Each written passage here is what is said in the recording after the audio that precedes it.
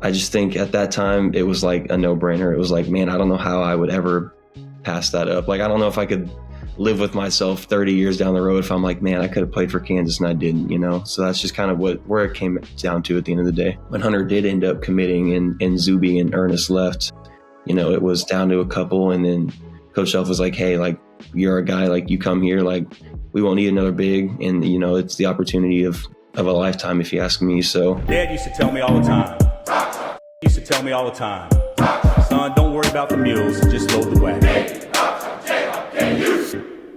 What's up, everybody? If you are a college football fan like me, if you know a college football fan that's in your life, you need to go cop this shirt. New designs dropping all the time. It's the perfect gift with the holiday season coming around. If you don't have this thing, you're missing out. Great material, great fabric. I wear it all the time. Go get yours today. What's up, guys? Welcome to another episode of Rock Chalk Unplugged. I'm your co-host, Chris Teahan, along with my co-host, Mitch Lightfoot. Mitch, we got a special guest for everybody today. How about you introduce him? This is my favorite Brown on this year's KU team. Parker Braun, welcome to the pod. How you doing? good. How you guys doing? Well, we're great. We're great. Obviously, you guys are coming off a big win against Oklahoma, a great response at home. They're a top 10 ranked team. Obviously, coming off the loss against UCF. What went into the game against Oklahoma, and how did you guys pull that one out? They're obviously a really good team. They're well coached. Porter kind of got his guys in there, and he's kind of created a culture around there. Finally, he's been there long enough to get his own culture and his own guys in there. And they play really hard. They're really athletic. And, Coach kind of emphasized that in the very beginning. They're very solid all around. There's not very much margin for error. So just making sure that we keep our head forward. We don't hang our head on that loss against UCF. Like you said, you can't turn 1 into 2 in this league. It's pretty crazy. So you can't turn 1 into 2. Just making sure we go do the right things and keep our head down and just kind of be who we are and try not to change too much. We know what we got. I think we got a winning recipe out here at Kansas. We got good guys. We got good coaches. It's just those nights happen sometime, and just making sure that you don't turn 2 into 1 and just keep marching forward. That's really our goal. And so UCF, obviously, that's a tough loss. It's a loss that many people didn't expect us to have, but it's also the Big 12. This stuff happens all the time. This will not be the last time we see a top 5 team ranked in the Big 12 go down to UCF or go to West Virginia and lose. But what was the locker room like after a loss like that, where you were in control the first half and just kind of gave it away and never really caught back up?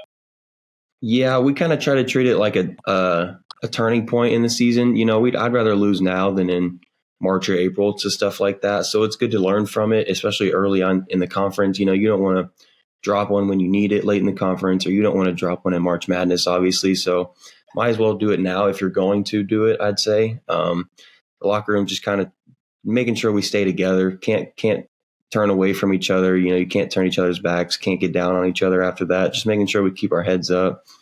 It was okay. Nobody wants to lose, especially around here. Losing's not very common, and no one likes to lose around here. So just making sure that we don't make it a common thing is really kind of what we focused on. You look around on Twitter, and I think you see fans reacting to the game. And it's whenever KU loses a game, it's always the sky's falling, and this team can't do this, and this team will never go this far because of this. What is the actual feeling like around the locker room, and what is Coach Self saying after the game? Is it gloom and doom, or is there some positivity and some learning points? I think a lot of people kind of expected Coach to be very upset about it. I think he mentioned in the media it was the second worst loss he's had since he's been here. But, someone's got to be down there. Someone's got to be the second worst loss. So it happens. Just kind of got to just know that someone's got to be down there. And sometimes you'll have off nights. And especially like you said, in this conference, it can happen to anybody. We saw the top 6 teams lose this week. So it's just kind of the landscape of college basketball nowadays. Everybody's good. Everybody's got guys. Everybody's well coached. So just knowing that can happen to you every night, and then just kind of learning from it, knowing that it can happen to you every night. So going in and attacking each game, no matter where you are in the conference, no matter where they are in the conference, just making sure that you're attacking every game like it's the national championship, really. And I can tell you right now that Coach Self said that's the second worst loss he's ever had.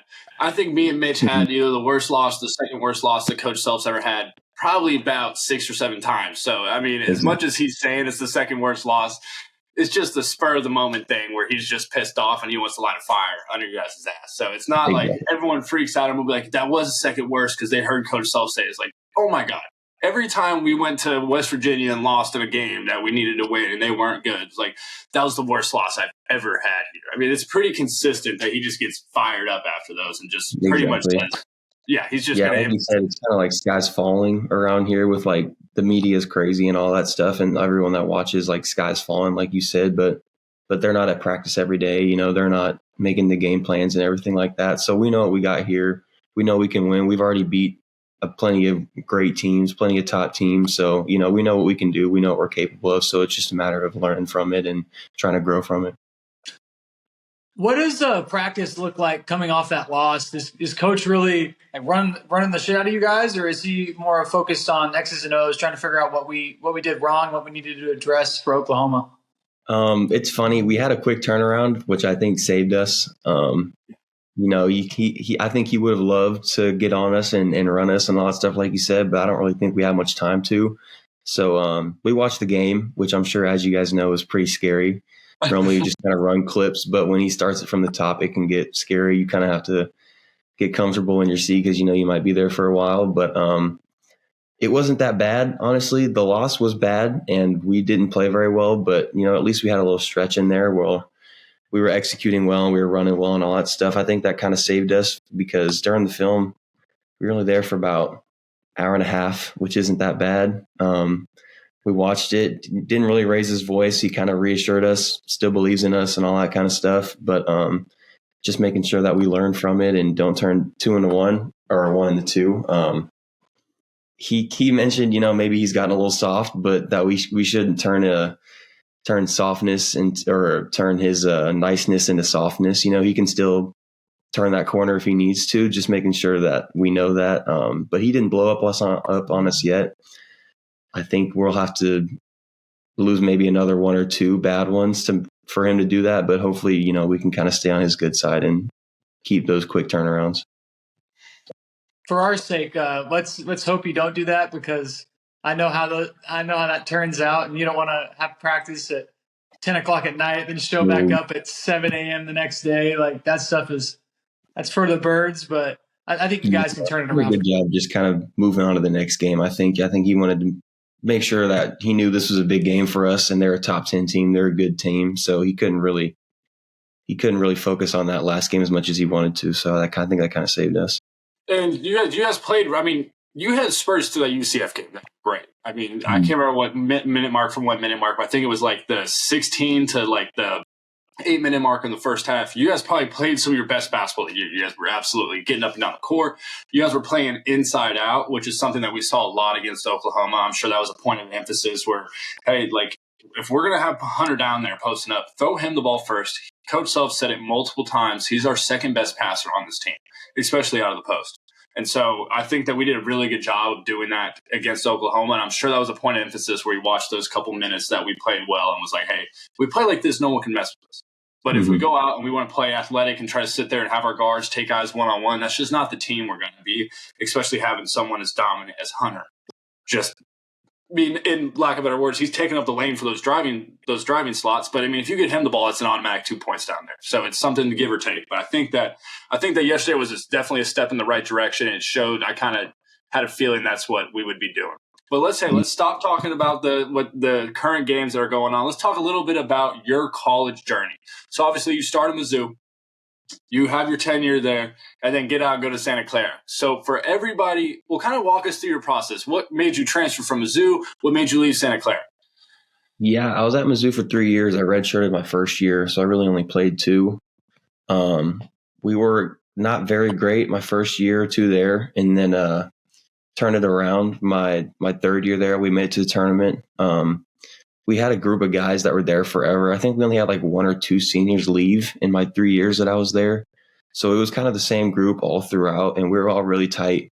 We made it to the tournament that year, and then we had like, I think 6 guys graduate, and then like 4 or 5 transfer from there. So there wasn't really much left. And it was just kind of time to move on. You know, I think I needed a fresh start, just kind of go somewhere new and and start new out there, go to a new program, new coach and all that stuff. So I think it just ran its course at that point. I think I had a great 3 years there. I learned a lot, met a lot of great people, and I had a great college experience at Missouri.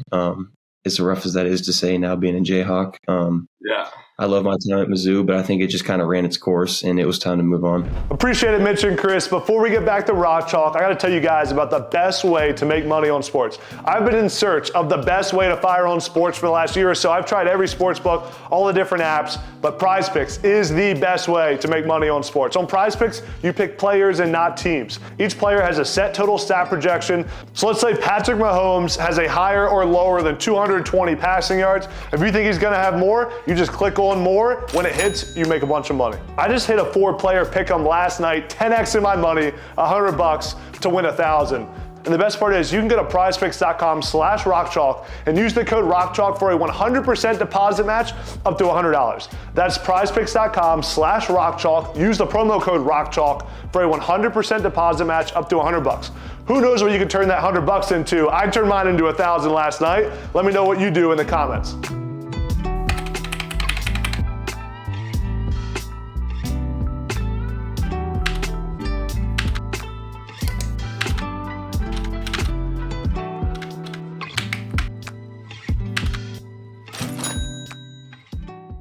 How did you enjoy Santa Clara? Obviously, that's very different than living in Missouri or in Kansas. I think that's a different environment. Yeah, different was what I was looking for, and definitely what I got in Santa Clara. Just wanted to get out of the area. I'm from around here, so Missouri is not very far away. I knew a bunch of people from high school. All my family went there and all that stuff. So it was just kind of good to get away from all that and kind of start fresh by myself, and be out there by myself and have to figure it out all alone. But it was good. California is definitely way different, especially now. It's probably 65 out there, and maybe it rains every once in a while, but it's probably 65 out there right now, and it's -10 here. So the weather was nice, but just in terms of like playing style and stuff, I think fitted me better. It was down a level, which I liked. It was a great opportunity to go in and play right away, be a starting guy on an up-and-coming program. They were kind of on the verge of being at the top of the WCC, which I think is the top 6 or 7 program probably, or conference at the time. So just being able to go into a top conference and have a chance to play on a good team and with a lot of good competition in a fast-paced style where I could kind of play my game inside and out, I think was something that was very appealing to me. And I love the coaching staff. I think it's a great school, great opportunity to go get a great degree from. And I think it's just kind of where I found to be home. So for the people that don't know the transfer process, everyone sees the people tweeting that, hey, I'm entering my name in the transfer portal, or the reporters kind of reporting on it. What is it actually like entering the transfer portal? Is there paperwork to fill out? When do coaches start contacting you? Or is it just like, hey, I'm sending a tweet out, whoever sees it can just start messaging me? What was kind of the actual process that goes into entering the portal nowadays? Yeah, it actually is kind of a long process. Once you kind of make that decision that you want to transfer, I mean, I don't know how a lot of guys do it, but I think for me, I wanted to go tell coach and, kind of bounce it off him, make sure he's okay with it and get his thoughts on it, see if it's a good idea for me, blah, blah, blah, see if it's okay with him. And then he's got to make sure, and he's got to go tell like the compliance people that you have to go fill out like a release, and they have to like actually release you into the portal basically from the school. So you're not like on the team anymore and all that. And then once you sign that paperwork and it gets, I don't know who they send it off to, but people like review it and they like basically release you into like this list of players that enter the portal or whatever it's called. And I think that list gets sent out to different coaches, and they can check it on like Synergy or whatever it is, and like who's entered the portal and where they're from and what their stats are and all that stuff. So they can just kind of review it, and certain schools look at what positions they need or what skills people have and all that kind of stuff. And they go over it, and schools reach out to you, honestly, within the first like couple hours. I would say you normally hear from schools, and schools know they're generally pretty on top of it, especially the more aggressive programs that like to get people out of the out of the portal. I was kind of in the portal when it was the wild, wild west, and I'm kind of one of the last classes remaining from that time where COVID, you got that one-time transfer rule. So at that time, it was crazy. There was like over 1,000 people in it, whatever. So it's probably a little different than it is now. But I remember when I went in, you hear from schools so fast because it's just like that's the end thing to do now. You go get guys that have experience and have skills that and then they can see what they want to do with it and how it works with their program. But you hear from schools fast, and it's normally a pretty fast moving process because so many guys are in it. A lot of spots get filled fast, a lot of spots open fast. So if you see a program you like, or if you programs see players that they like to act on it fast. And you got to make sure that you're doing your research or you're going to get left behind pretty quickly. Speaking of that quick turnaround, how fast did you know once you entered the portal from Santa Clara that you wanted to go to Kansas? Was that something that you had a preconceived notion that might be an option, or was that something that materialized after you entered the portal? It was actually a tougher decision than I imagined it would be. Growing up, you get that call from Bill Self that, you got an opportunity to play for Kansas. It's like, you're telling him that you're going on that phone call, basically. Like, you don't even have to have another conversation with him growing up. But I had a lot of good schools I was looking at. I took a couple visits, and then it kind of came out of nowhere. Hunter decided to come in late because he was one of the top guys, so he could kind of take his time. But he came in late, and then Coach Self kind of called me while he kind of had a feeling Hunter was making his decision soon. He's like, hey, I think, if Hunter Dickinson comes here, then Ernest and Zuby might leave. So that kind of leaves a spot open for a backup big man. And I think that you're a good fit for that role. And I think that you'd fit in well here. And so it kind of made me kind of wait a little bit because that was something I was interested in. And even though I had a lot of good schools, I had time to go take visits there. And then when Hunter did end up committing and Zuby and Ernest left, it was down to a couple. And then Coach Self was like, hey, you're a guy, you come here, we won't need another big. And, it's the opportunity of a lifetime, if you ask me. So once all that kind of materialized, it was kind of a no-brainer. I did have a lot of great schools come in contact with me. And I had a lot of great visits. I loved a couple of different staffs. And I just think at that time it was a no-brainer. It was man, I don't know how I would ever pass that up. I don't know if I could live with myself 30 years down the road if I'm man, I could have played for Kansas and I didn't, So that's just kind of where it came down to at the end of the day. What was once you got the Kansas offer, when Coach Self kind of told you what was going on and then Hunter committed, what kind of pressure were you getting from CB and your parents? Because, Christian loved his time here. I know your parents love the university. They love Coach Self. They're treated very, very well here. What was the kind of pressure? Or were they hands off and just make the best decision for yourself? No, they do love it here. I talked to them a lot just about what their thoughts were, but they were both kind of hands off. It was make your own decision. We don't want to make it for you. My parents would have been happy wherever I ended up. I could quit basketball today and they'd be fine. But it was mostly just kind of bouncing ideas off them and what their thoughts were. If they thought it was a good fit or what's coach like? What's it like day to day, at KU? That's kind of what I talked to Christian about and stuff like that. It wasn't really should I do this? Should I do that? It was more gathering info from him. Kind of same with my parents. What did Christian say about his time at KU? Obviously you talked to him about this prior to being at KU, but what did he say once you were actually looking at going there? Yeah, he had a blast. A lot of my information was based off of what I saw when he was here. He had a blast, obviously. His experience is a little different than mine because he came here off the rip and he had 3 years and his basketball future is probably a little brighter than mine is. But I only got one chance at this, I only got 1 year. So I was kind of looking at it what better way to end your college basketball career than at Kansas? As a kid, you grow up dreaming about putting that jersey on and being here and, just being around the game and seeing how the fans and everyone loves Christian and how he did here. I think especially with the team we have this year, it was man, I don't know how you'd pass that up. It just seemed like destiny at this point. Has it lived up to the hype that you thought it was? Has your experience so far been what you thought it was going to be? Yeah, it's been awesome.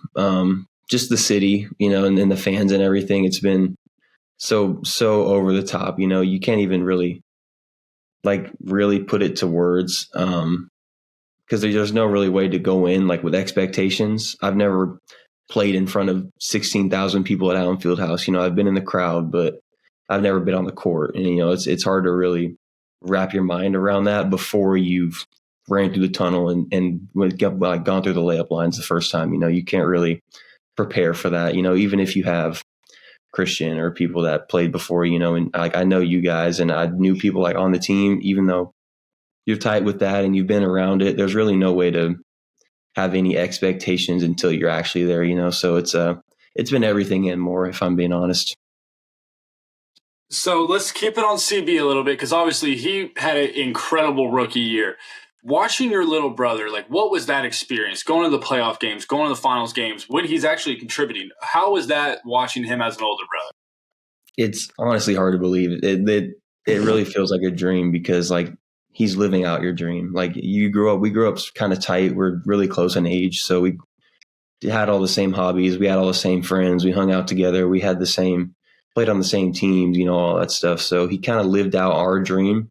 And I'm super proud of him. And it was just fun to be along for the ride. I just love seeing him live out that dream and seeing him succeed and be happy and be financially stable and all that kind of stuff. It's just been great to see all that pay off, because I got to see also everything behind the scenes, how hard he worked and everything he went through before that and how he really earned it. If you ask me, a lot of people aren't really given that opportunity. So to see him go out and earn it, I think is something that was really special to watch, especially seeing everything that he's been through and we've been through, just growing up, even people that know him and when he was in college or know him when he was in high school. I've literally been by his at his hips since he was born. So just kind of being around there and just being next to him, seeing him succeed and seeing him live out our dreams is something that is pretty hard to put to words, but it's something that I think is really special.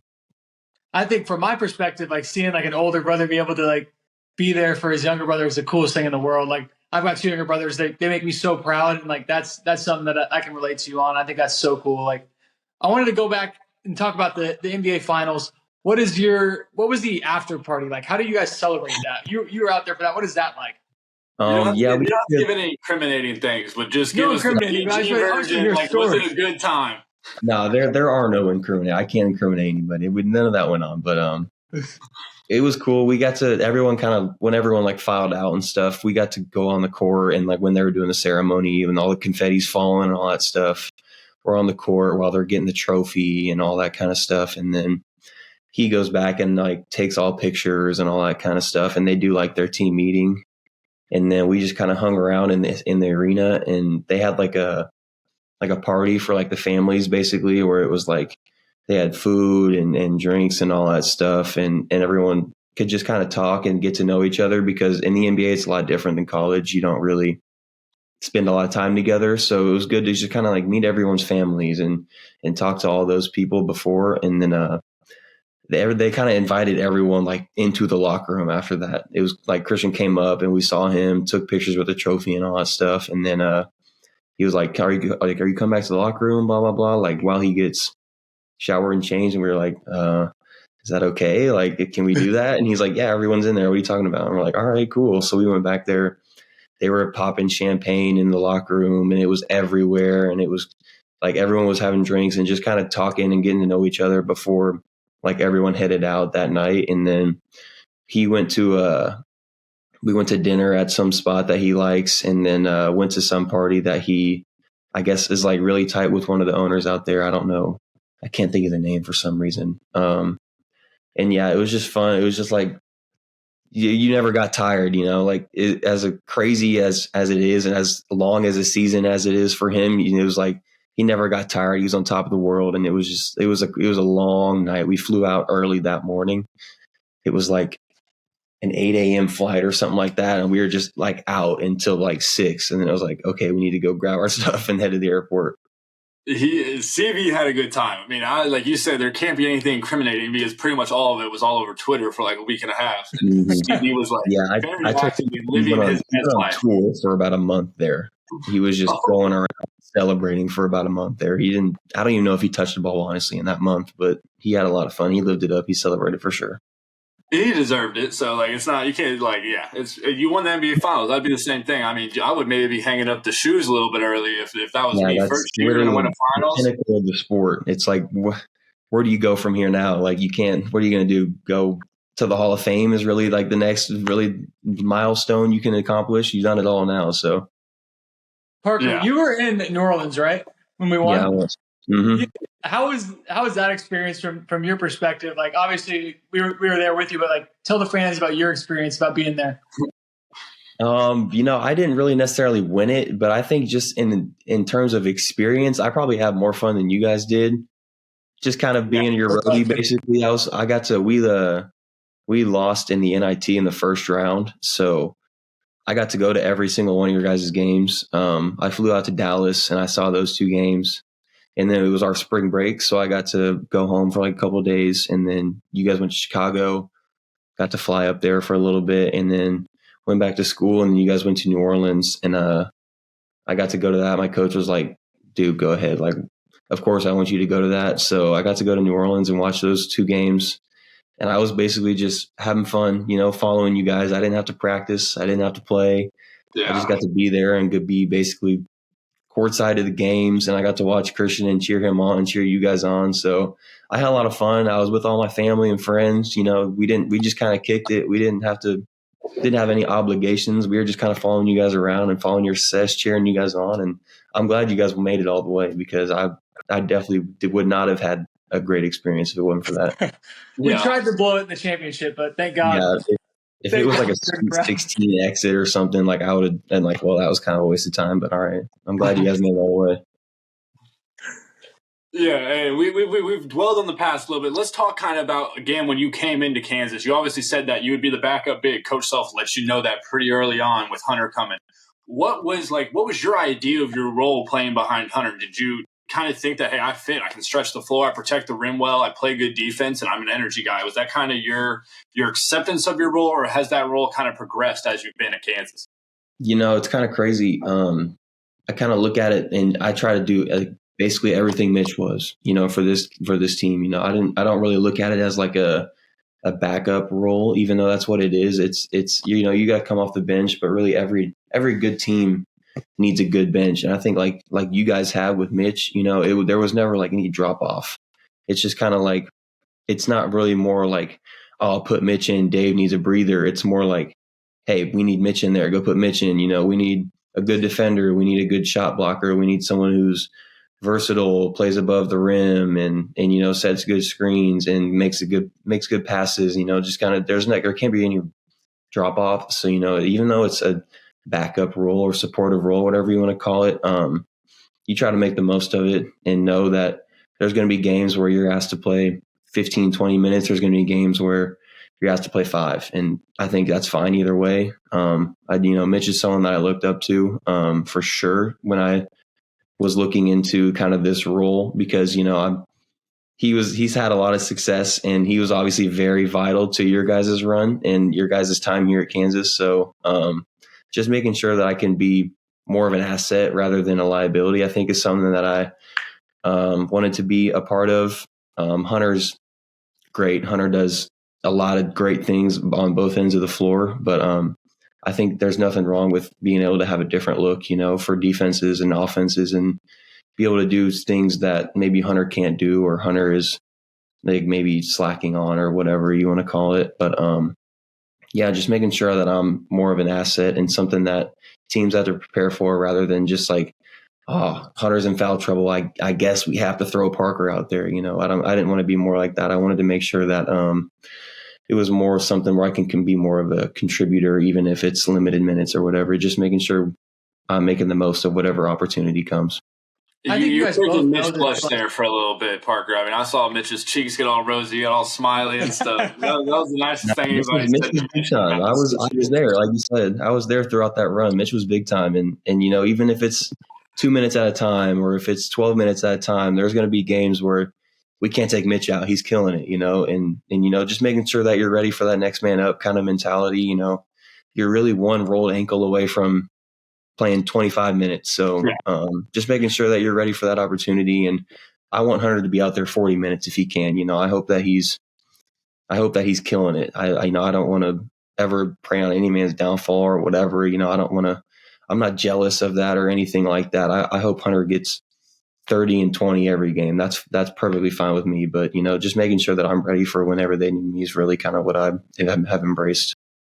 I think you both know this, but the season is so long and it's a grind. Like you said, you're one rolled ankle away from playing huge minutes and huge games. I think that's one thing that the maturity that you have playing at other schools, being around success, you understand that it takes composure and it takes being ready. So you don't got to get ready, because this is a wild league and it's a physical league. And even in practice, we've seen it before where guys can step on somebody's foot, and you can go from not having any problems with your roster to all of a sudden now Parker has to play 30 minutes and you've got that continuity with the starters to step in there and really play minutes. So I think that's so cool. Yeah, not even just kind of on the court stuff. I think off the court is kind of something where I've tried to take more of a leadership and role. Like you said, I've been around college basketball for so long. I've seen it all. And even though I wasn't playing here my first 5 years, I still was around the program with Christian and all that kind of stuff. So I know how Coach Self is. I know what he wants. And, I've seen college basketball forever. I know all the offenses, defenses that coaches throw and all that kind of stuff. So just trying to bring guys up with me and, talk to the freshmen and make sure everything's going right off the court and try not to be an issue off the court, I think is something that is pretty valuable to a program, even though it might not be as flashy, I think can be very valuable. So just bringing experience and bringing a lot of different things to the table, I think can be very valuable other than playing 35 minutes, Speaking of your mentorship role, you guys have multiple different freshmen coming off the bench that haven't played college basketball before, but you also have some really veteran guys with Hunter, with Dajuan, even KJ, Kev. Those are some veteran guys. How do you guys try and pour into them and allow them to grow and follow after you? I think it's a lot of leading by example. Those guys have, like you said, they've done it at this stage. So just kind of watching them and seeing how they do things is kind of the biggest way to learn, I think, in this program. Every day in practice, you see Kevin guard 4 people at a time, and everyone's like, how does he do that? But it's really kind of watching him do it. He can't really tell you where to be or what to be. A lot of that's instincts. Like you said, Hunter's been doing it for a while. So it's more just watching them rather than it is them telling everybody, I think. No one really knows how to be at Kansas if you haven't been here. So just watching them and just trying to follow in their footsteps, I think is the best way to do it. The freshmen have done a good job. It's not easy coming in and playing at a top program like that and having high expectations. Most of the times freshmen don't really play, or, they have to earn their minutes. A lot of the guys on the team now have just been kind of thrusted into a role that you don't really have an option. We only have 8, 9 guys that can play. So just being thrusted into that role is very difficult, and you're kind of tossed into the fire at this point in this conference. And you don't really have much time to learn. So just making sure that you watch those guys every day and make sure that you're watching and seeing what makes them so successful and picking those little things up, I think is the best way to do it. This past game against Oklahoma, you caught a lob from Dajuan. And for those of you guys that don't know, Parker has had a relationship with Dajuan for a long time. How has that relationship helped you to be successful with him out there on the court? It's been fun. He's one of the main reasons I came here. Just having a point guard that's so reliable, that's there. You know what you're going to get from him every game.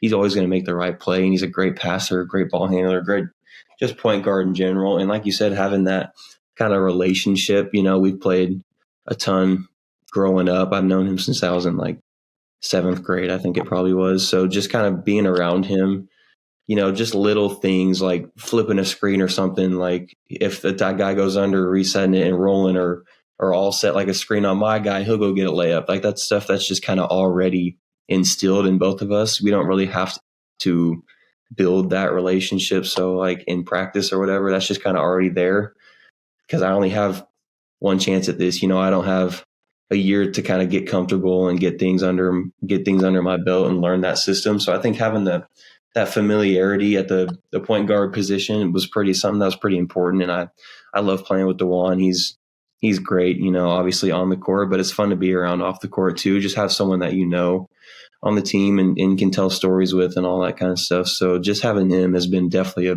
big weight off my shoulders. And we talked about Juan, but let's talk a little bit about KJ and how he started 2024. I mean, he's a guy that goes out there, and it doesn't matter if we said run one play for him. He's going to find a way to get 12 points, and he's really showed that through this new year. What can you kind of say? Did he change anything going into this new year, or was it just more of like, hey, the opportunity's been arising more, and he's just kind of figured out his niche? I think it's just who he is. The game's going to come to him. He's just going to make sure he controls everything he can control, and then the rest is just going to fall into place. I think that guy, he plays so harder than anyone I've ever seen, and he's just making sure he's doing the right thing at all times. He's a great student of the game. He listens to coach. He does what coach asks, and I think it's just he's so willing to learn, and he's so adamant about doing the right thing and being a team player that everything is just going to come to him at the end of the day. Karma will always come to his side if he's doing the right things, and I think that he's just done that so far. He's paid his dues. He's played his heart out. Everything he's gone through, he deserves everything he's going to get for sure. Parker, I want to ask you a quick question about playing in some crazy environments. Obviously, you played in the SEC, you played in the WCC, and now the Big 12. So far, where have been the craziest places to play and why? There's nothing like Allen, obviously.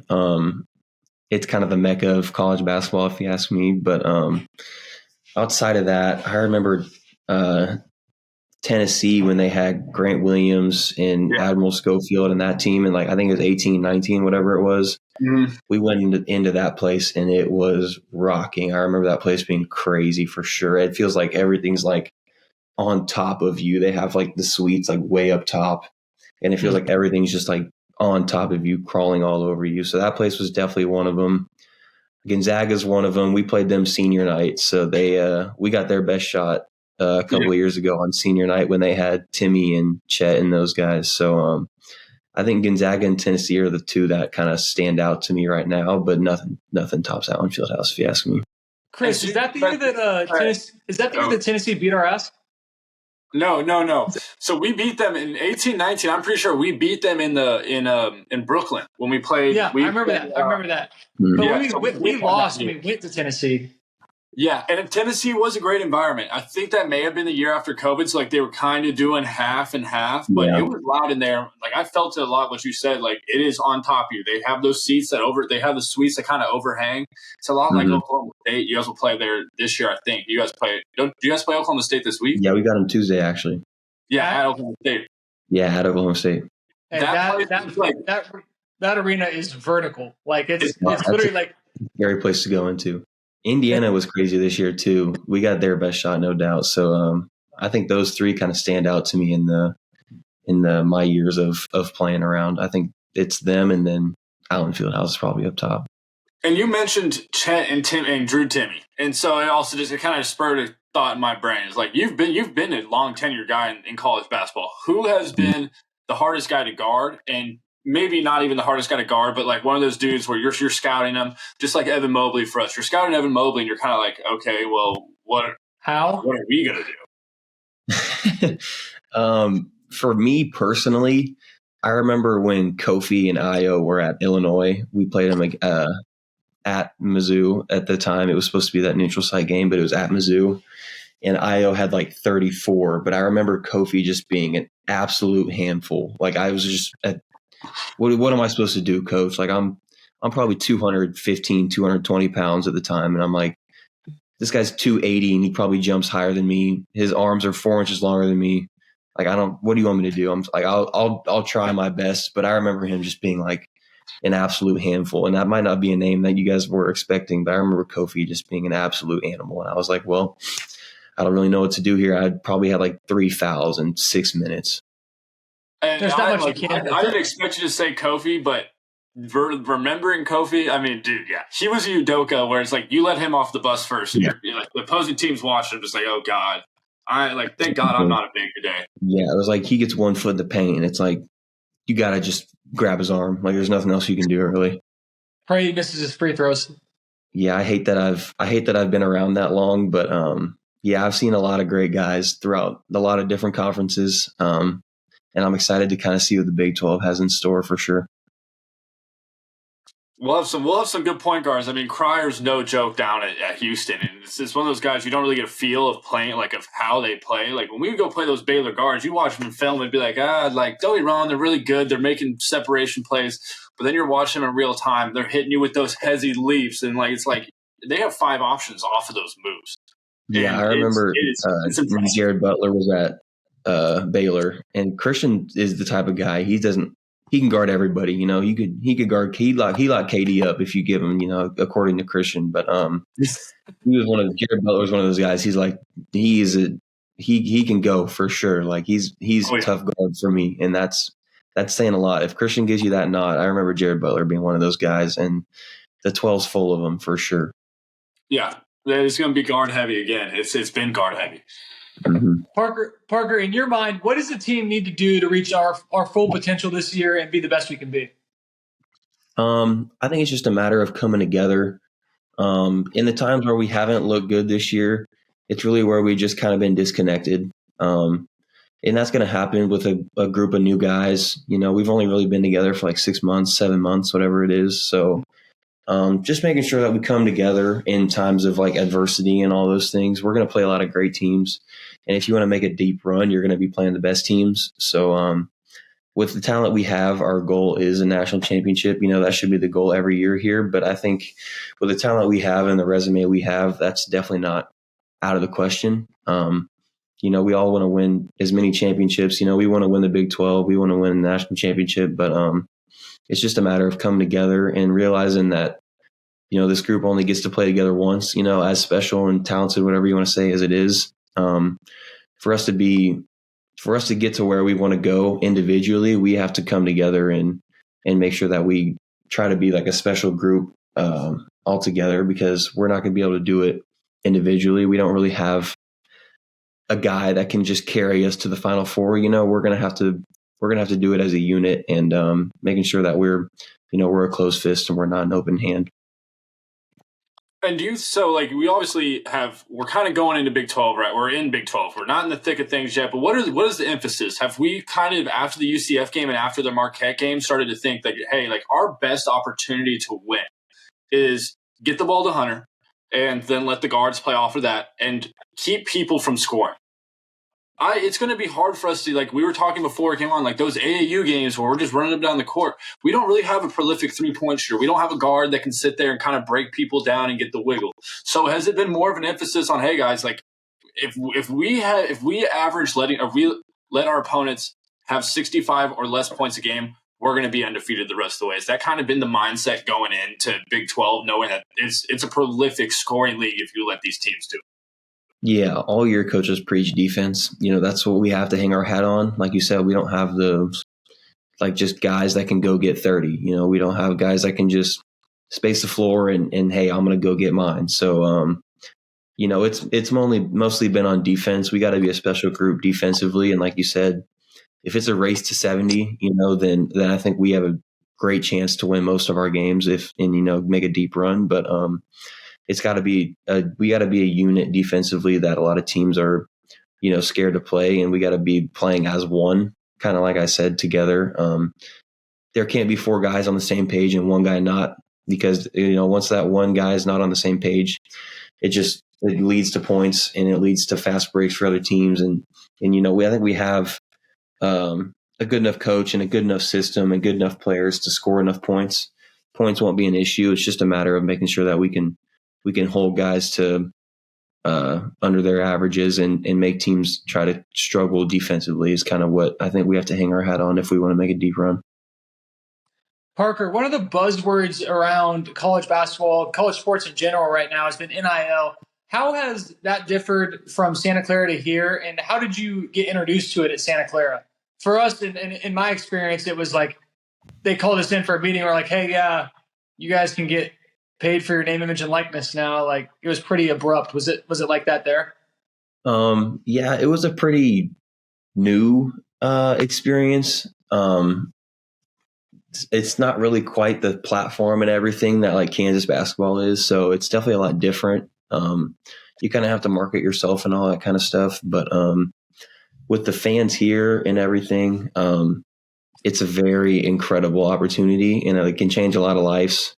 But for me, I remember opening out at Santa Clara. It was just kind of like, it was kind of hesitancy, like I don't really know what I should be doing, what I shouldn't be doing. So I kind of held off on a lot, and I was kind of conservative about that because, I didn't really like have to chase anything. I was kind of more focusing on basketball and hoping that the NIL stuff would kind of fall into place after that. So I didn't really dive too much into it at first, but, being out here and seeing like top programs and seeing what top players get, it's life-changing stuff. And I think that it's great for college basketball. They're going to have to do some figuring out and some research, as time kind of goes, what's good and what's bad with it and how they can kind of control that. Because, as you guys know, kind of being like at the forefront of it, it was kind of crazy at first. It was like guys were just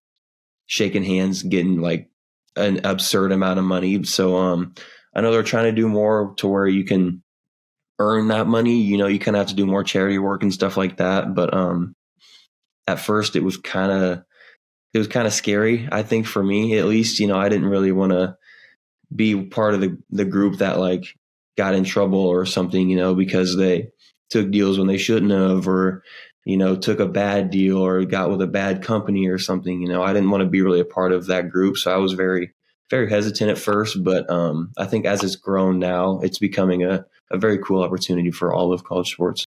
Did NIL play any factor in where you decided to go to college? Like, go to Kansas? Like, when you were transferring, were you talking to people about basketball and then a little bit about NIL, be like, okay, what are the opportunities here? Or was it just, hey, let me go play basketball, like you said, at Santa Clara, and then just let everything else kind of fall into place? Yeah, I was looking for more kind of opportunity when I got into the portal. It wasn't really about NIL or anything like that. I think any amount of money, it's whatever at this point. I think just the opportunity to be here and be for this coach and this program and these players, and this fan base, I think is kind of what stood out to me most. It's not really like there's not a dollar amount that could make me turn that down or anything like that. It's more just like being a part of history and trying to do something special in my time in college basketball. I haven't cut any net downs or anything like that. So, just trying to make sure that I spend my time and I have the most fun I can in college basketball, and I have the best opportunity to go do something special, I think is what I prioritize the most. Okay, Parker, so you've gone through a couple SEC conference play seasons, and this year you're 3 games into it. Based off of the little sample size you've gotten so far, what is the differences between the Big 12 and the SEC kind of conference plays? Big 12, and they're both great high major colleges, and they have their years. Has there been a big difference that you kind of felt early on? The SEC, from what I remember, it was just a lot of just pure athletes. There's just the guys where it's like, can't teach that. That's where a lot of like I think the talent level in the Big 12 is probably way higher than what I remember in the SEC.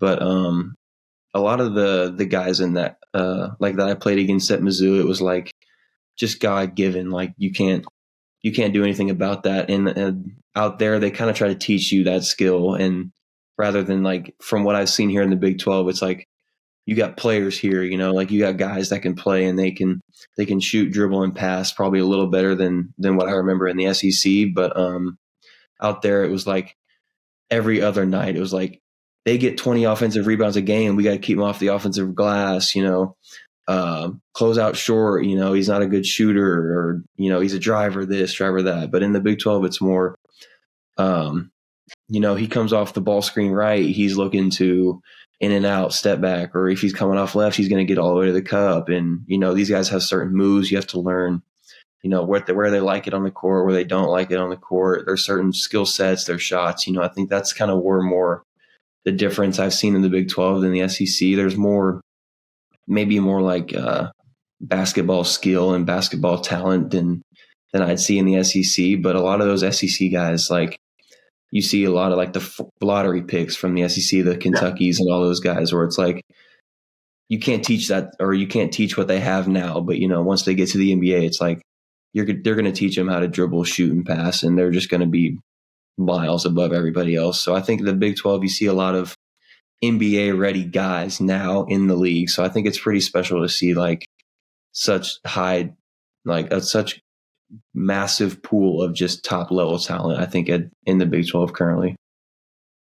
Yeah, and that's kind of how like the Big 12 has progressed over the last 5, like even when we were there, the last probably decade. It's been about teams. Like there's not one guy that has really been on a team that's carried somebody. Like there isn't a guy like Anthony Edwards at Georgia. There's not really those people that you come up, like what you're saying, just like these freak athletes where they just went and were like, hey, let me hoop for a year in college. I got to do it. And they just are 6'8", absolute monsters. When you look at them, and NFL guys or NBA guys are like, yeah, that's a top 5 pick. I don't care what he does. And so I think that is something that it's a grind in the Big 12. And that's why people, like, there's a lot of losses. Like there's a lot of upsets because it's like you're playing against 5 dudes. You're not playing against 2 athletic guys and then 3 guys that can come out there and maybe shoot the ball. Like you're playing against 5 dudes. If you let the guy who's the worst 3-point shooter in the starting 5 get hot, he's having 30 on you. Mm-hmm. And I think, I saw Anthony Edwards firsthand. He's a good example of kind of what I mean, like the Emmanuel Quickleys and those guys that I remember playing against. It's just like, they're just special. I remember Anthony Edwards, we were at Mizzou, and he was like they were terrible, but he was just getting like 25 and 10 a night. And he was just like waking up, getting buckets, going to sleep, knowing he's a number 1 pick. But we were at Mizzou, and I was on the bench, and I was just kind of watching the game, and it was just normal game, just Mizzou at Georgia. Like it wasn't like a blowout or anything. It was a tight game, and he was in the corner, and someone drove it at him and kicked it to him in the corner, and like he's shot ready right here, and before the ball is even like in his hands, like he's getting ready to get into shooting motion, he's like, "Good shot, Ant," and I'm like, everyone's kind of like, "What? Like, what do you mean?" He lets it fly from the corner, like just starts running down the floor, and it's just nets. And I was like, yeah, he's one of those guys. He's one of them for sure. And it's just kind of guys like that in the SEC where he's just like, no, like, yeah, he's a little different than everybody else. But like you said, in the Big 12, there's a lot of guys who can be like role players in the NBA probably right now. Like they could just go play good minutes in the NBA. And even though they might not be like a star or something, like they're great basketball players. And, even they could be late first round, second round draft picks that end up contributing in the NBA. I feel like there's a ton of those just on all the same roster right now in the Big 12. Yeah, for sure. And it's going to be a gauntlet this year. But hey, Parker, appreciate you coming on today. It was great to talk to you. Great to give us a little peace of mind of like where the heads out of the team and kind of how we're going to progress into Big 12 play. So thank you so much for coming on. That's another episode of Rock Chalk Unplugged.